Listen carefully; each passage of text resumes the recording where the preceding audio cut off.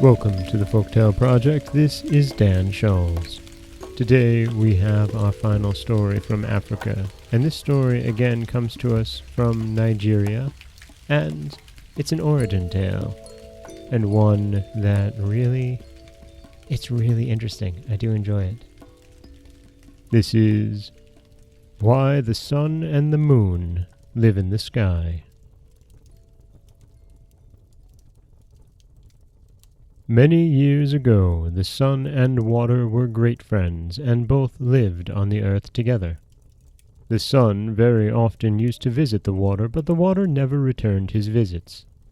At last, the sun asked the water why it was that he never came to see him in his house. The water replied that the sun's house was not big enough, and that if he came with his people, he would drive the sun out. He then said, "If you wish me to visit you, you must build a very large compound, but I warn you that it will have to be a tremendous place, as my people are very numerous and take up a lot of room." The sun promised to build a very big compound, and soon afterwards he returned home to his wife the moon, who greeted him with a broad smile when he opened the door. The sun told the moon what he had promised the water, and the next day commenced building a huge compound in which to entertain his friend. When it was completed, he asked the water to come and visit him the next day. When the water arrived, he called out to the sun and asked him whether it would be safe for him to enter, and the sun answered, "Yes, come in, my friend." Then the water began to flow in, accompanied by all the fish and all the water animals.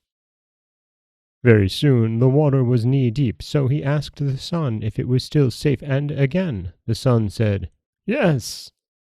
So more water came in. When the water was level with the top of a man's head, the water said to the sun, "Do you want more of my people to come?" And the sun and moon both answered, "Yes," not knowing any better. So the water flowed on until the sun and moon had to perch themselves on the top of the roof.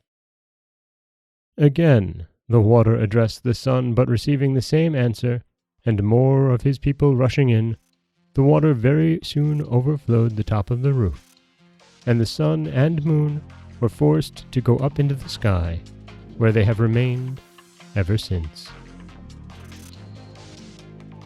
And that is the Nigerian tale of why the sun and the moon live in the sky. And again, this is an origin tale, and one that I really, really enjoy, because not only does it tell about why the sun and the moon are up in the sky, but it also tells about why so much of our planet is covered with water, and why the land flows from above to below the sea. This is Dan Scholes for the Folktale Project. Don't forget that you can subscribe to the podcast on Apple Podcasts, Stitcher, Google Play, Overcast, anywhere you like to get your podcasts. You can follow us on Twitter at Folktale Project. You can find us on Auto Radio, TuneIn Radio, iHeartRadio, Spotify, anywhere you like to listen. And you can always head over to folktaleproject.com, where you'll find a new story waiting for you every Monday, Wednesday, and Friday. Next week, we'll be back with 3 new tales from France. That's right, we're starting another long French tale. As always, stay safe, and thank you so much for listening.